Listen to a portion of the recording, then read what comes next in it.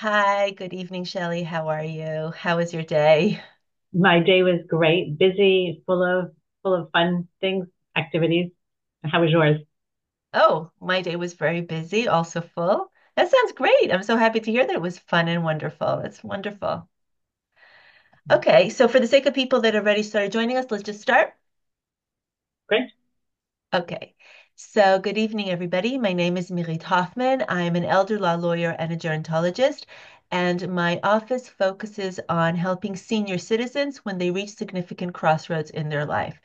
We're talking mainly about wills, about preparing and enduring power of attorneys, guardianship issues, and also second and third relationship prenups or financial agreements.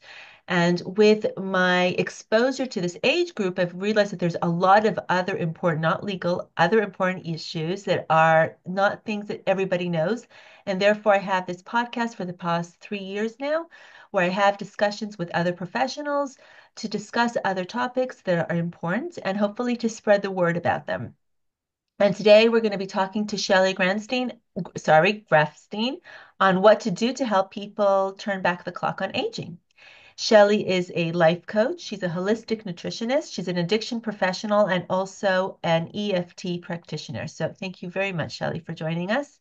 And Thank you why for don't having me. you introduce yourself? Okay, so I'm Shelley Grafstein, Shelley Berman Grafstein.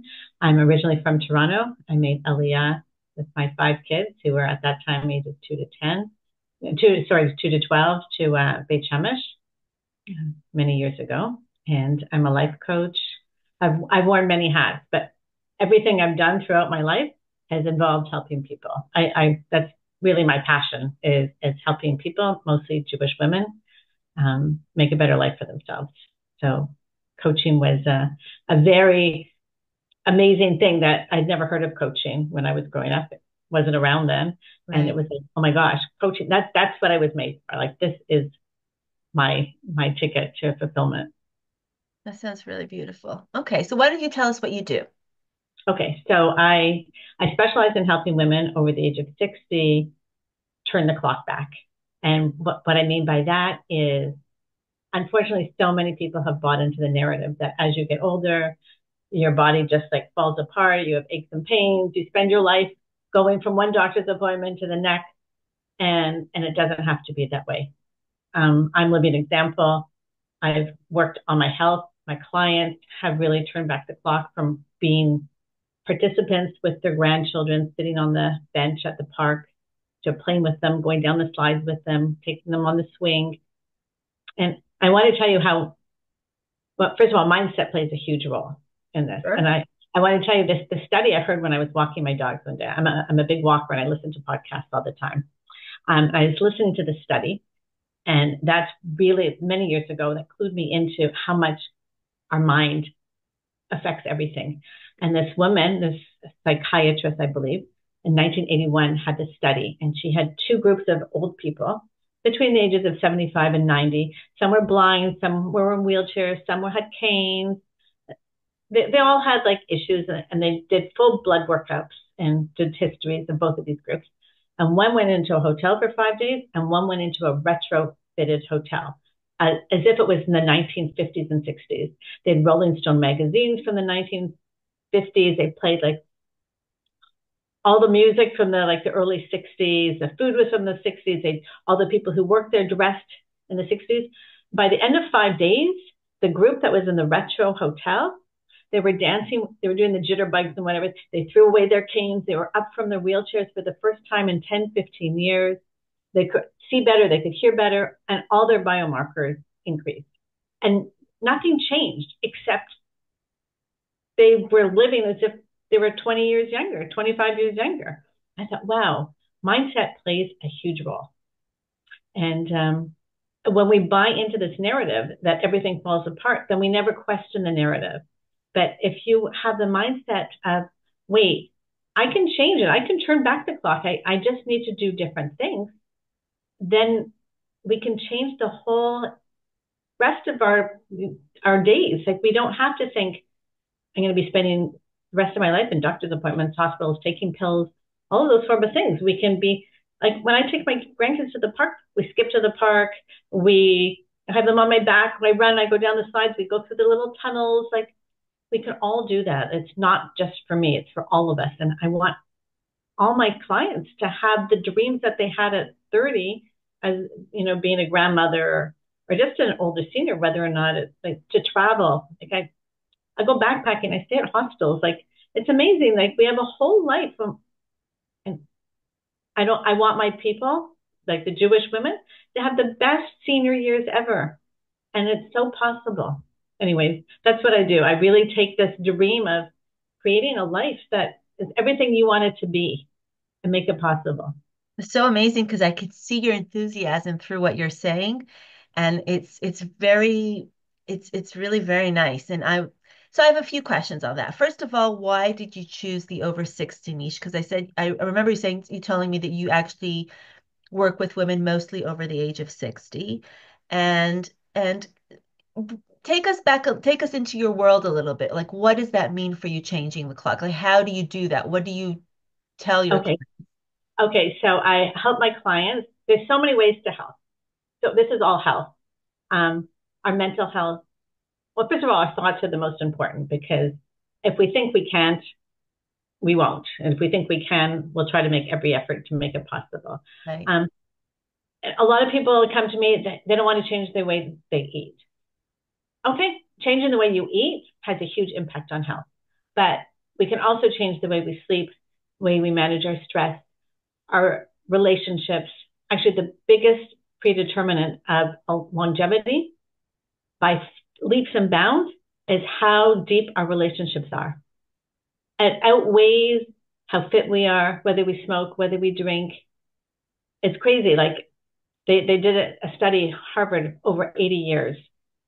And of course, they had to change the researchers because the researchers passed away during this course of study. And deep relationships went by 30 or 40%. So we can deepen our relationships. We can have a better relationship with God. We can manage our hormones. We can manage our gut biome. We can, obviously, again, I go back to eating because really we are what we eat. Exercise, like movement, all of those components. So people come to me and I find out what do they want to work on? And then it's like the ripple effect. You throw a pebble in the pond and you see the ripples go out. Right. So often, if you just change one of the elements, then they want to change more. They see they feel better by sleeping more or resting more or managing their stress. And they're ready to tackle, maybe if I just change my eating a little bit, I can have, that improvement. And then they see their glucose numbers go down or their blood pressure numbers go down, and they want to learn a little bit more, and they can lower their medicine, and now they're not getting side effects from the medicine, and now they're not spending so often in the doctor's office. And it's this whole we've got the pebble in the pond, and now we've got the snowball. I like metaphors. And now we've got this like snowball effect that people see the momentum of the change.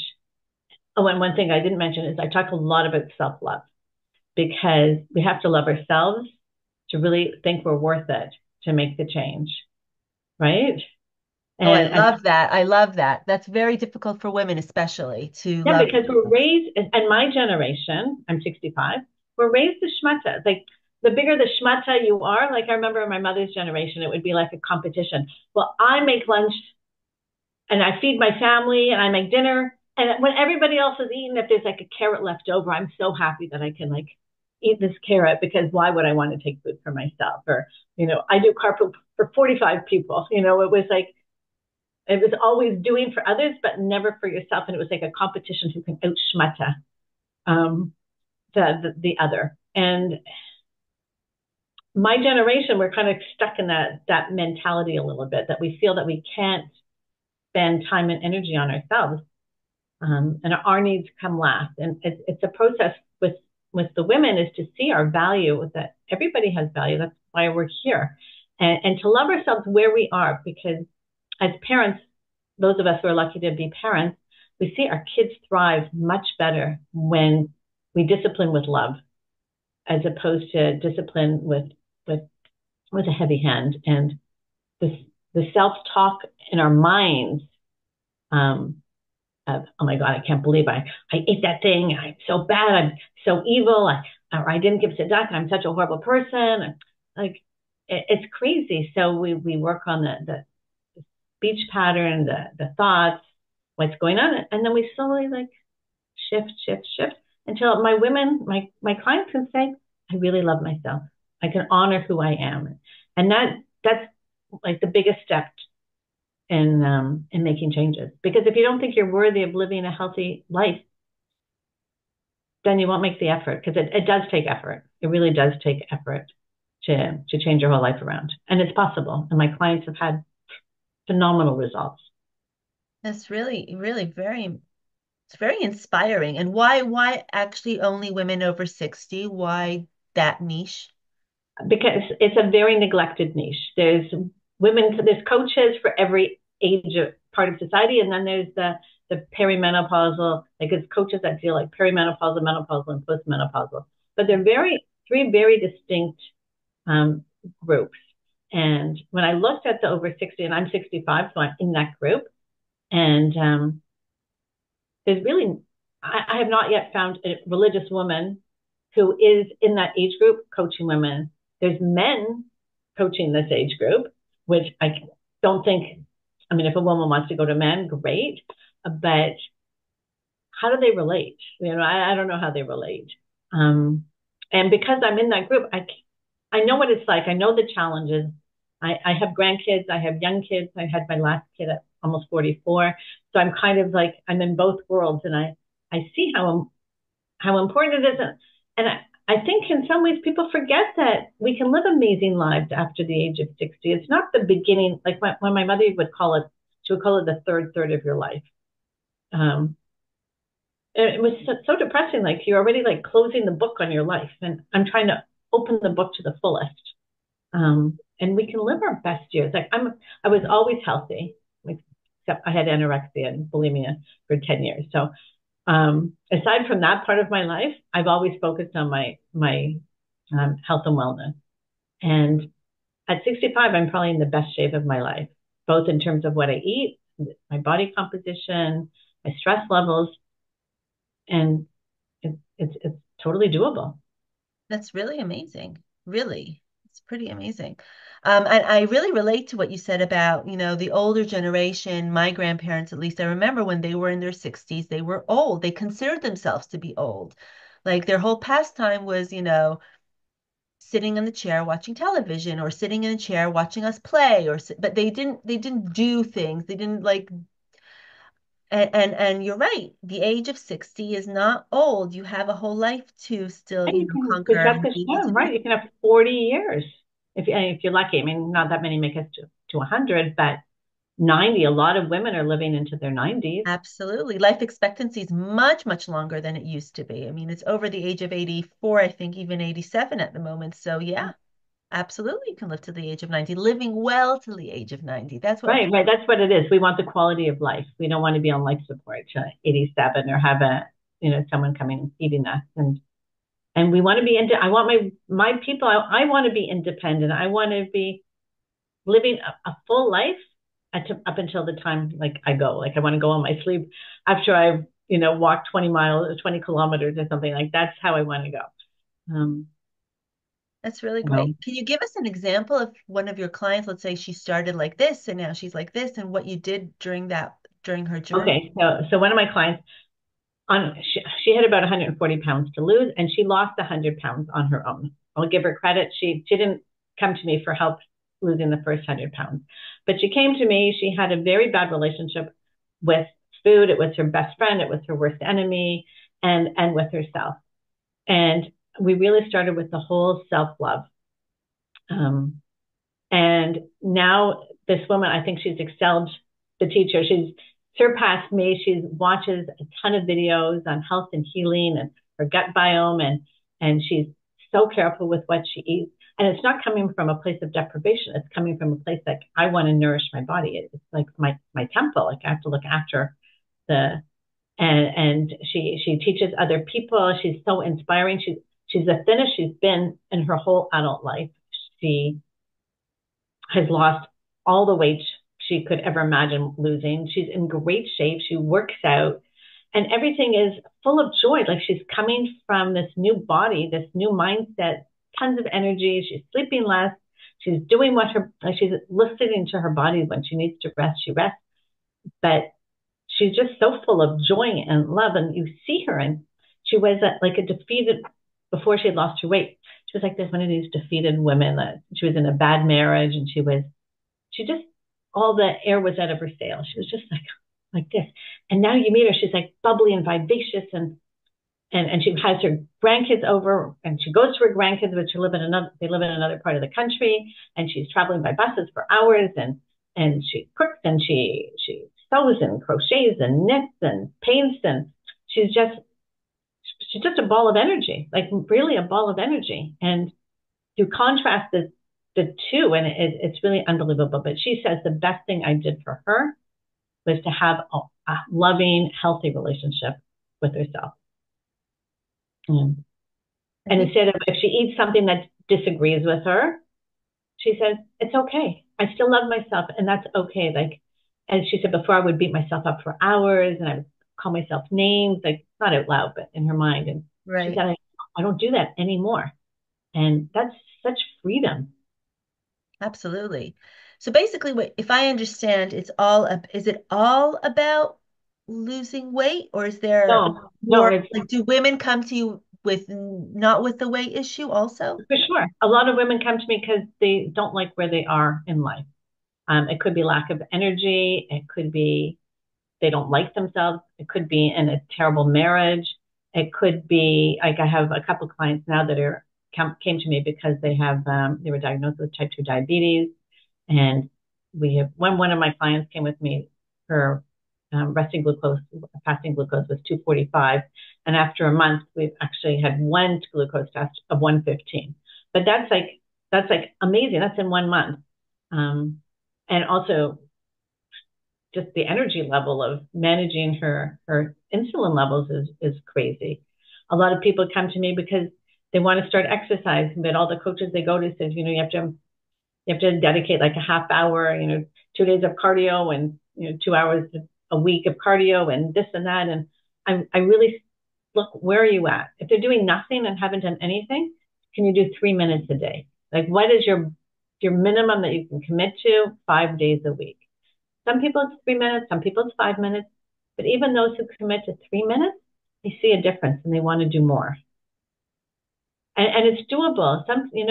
It's the same with kids. Like if a kid can't walk, you're not going to tell them to, run across the room if they're learning to walk. You hold your hand out and you get them to walk that half an inch, right? And then you celebrate. So that's what I do with my clients. If they do 3 minutes of exercise for 5 days and that was their commitment, that's a celebration. That's really great. So it's basically, if I understand from you, it's making, the little things count. And once you have that mindset, it motivates the person himself to actually go and try more and more and more. Absolutely. Tony Robbins says we overestimate what we can do in a day and underestimate what we can do in a year. And it's so true. Like everything stacks, when you look back, you walk a kilometer a day. It doesn't sound like a kilometer a day, but you look back and think, wow, I walked 365 kilometers this year. Like that's a lot, right? So, 100%. and usually those who start with 1 kilometer go to two or go to three and go to four. Like for me, I wanted to take up running when I was 59. I thought I wanted to be a runner. I had a goal, and I started running. I want to run a half marathon, which I did within 6 months of being not a couch potato, but I hadn't run since I was in college. And I ran a half marathon within, 6 months of running. And that was a huge accomplishment. But when you set your mind to doing something and you get rewarded by seeing results, you want to do more of it, right? Absolutely. Absolutely. And also I think it's like the mindset, I am very much believer of, energy goes to where energy flows. So the more you think about the positive, the more you want to do it, the more energized you are. And it's like a snowball of good things. Absolutely. That's why I always focus on the positive too. We focus on the wins when people come to me, like what's your win of the week? Because our natural mindset is this is what I did wrong, but I want to hear what did you do? What are your wins? And it really gets people to think about what have you done? Also, when my clients come to me, if they're really down on themselves, that I haven't done anything, here I am 60 years old or 65 years old, and I've done nothing with my life. Take a piece of paper and write out everything that you've done, every accomplishment. You finished high school, you finished college, you learned to ride a bike, you learned to drive a car. And one of my clients came to me. She got her driver's license. She was a bit younger than my age group, but she'd failed her driver's license 7 times. She worked with me. She passed her driver's license. She got a job. Then she got a better job. And now she has this amazing career. She keeps upgrading her qualifications, upgrading her pay. And this is a woman who hated herself, thought she was worth nothing. She called herself taking space in the world. Um, That, and it's this energy thing, right? She by getting her license, it was this pebble in the pond, the ripple. the ripple It's so effect. amazing. Yeah, the Yeah. ripple effect. It's so amazing. Like when you start on a winning streak, what it opens up for us, and it's so great. And if we could all be healthy seniors, think of the 40-year-olds who are so afraid of getting old. They don't have to be afraid of getting old because getting old is just a number. Like it doesn't mean anything. And if anything, it affords you more opportunity because we're not tied down raising little kids and It we actually does. It does give you more opportunities, 100%. I really believe in that. And every stage in life has its advantages. You need it just does for to tap sure. And we into have to live in the moment. Like as opposed to worrying about, well, what happens if you're healthy at 65, but something happens, you're not healthy at 75. Okay, well then you cross that bridge when you get to it, but you can't live in fear of what may or may not happen, right? Absolutely. I'm especially, I mean, the times that we are at here, at least in Israel, you definitely show that, is proof that you have to live in the moment. Seize the moment, right, right. We never know. And we never know. We don't know. We don't know. But I want Jewish women to realize that we can create the most incredible future in terms of health and wellness. I don't talk about parnas or anything, but within what I can help women with, it's really the sky's the limit. And because I'm in this field, I see all these videos of marathon, like real marathon runners, full marathons who started running like in their 70s and their 80s. There's a man from Canada who started running marathons in his 90s, and he's like competed like 10, 15 marathons. Like it's bodybuilders, women bodybuilders who started bodybuilding at 80, who are lifting crazy amount of weights and winning international competitions. Like there's no reason we can't do whatever we want to do.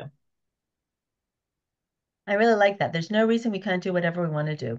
That's profound. If you had to give a woman over 60 one piece of advice, which might be difficult because it's only one, what would you do? What would you give her? I would say be aware. Be aware if you want to lose weight, watch what you're eating. Don't make any changes at the beginning. What are you eating? How much? When are you eating? What's triggering you to eat? If you want to exercise, what are you doing to move your body? Like where are you where are your aches and pains? If you're not sleeping, why aren't you sleeping? What's your bedtime routine? What are your thoughts? Your stress levels? What's going on? Like just be aware of what's going on in your surroundings. And then when you're aware, then we can start making changes. I'll tell you a quick story before we close. I've had so many clients come to me, I'm doing everything right and I can't lose weight. And I said, well, let's just, I hate tracking things because I'm not a good tracker myself, but let's just keep track of what are you putting in your mouth for a day? And they always come back and say, oh my God, I can't believe how much I was snacking. I thought I was eating 3 or 4 almonds and I counted and it was 40. Or I thought I was taking 1 square of chocolate and I was, but I was taking 1 square of chocolate 6, 7 times a day and ate a whole chocolate bar. So if we're not aware, then we don't even know where to start making the changes. It's like getting in a car and expecting the car to drive itself to the destination. Like if we're not aware of how to get there, how will we get there? That's true. That's true. Be aware is actually a very good piece of advice. We should all And then really it's not have. intimidating, right? It's not intimidating. I don't have to make any changes. I just have to be aware. Yeah. Yeah. Yeah, that's very good. How can people reach you, Shelley, if they want to, seek your advice or talk to you more? Okay, yeah, sure. I'm happy for anybody to send me a WhatsApp and say they want to sit down and talk with me, and I can steer you in the right direction. Often give you first steps. My phone number is 054-456-7120. Or I'm on Facebook. It's my only social media, Facebook under Shelley Berman Grafstein. And you can send me a PM there. And my email address is grafsteinshelley@gmail.com. That's how you Perfect. Shelley Grafstein, but it's Grafstein Shelley.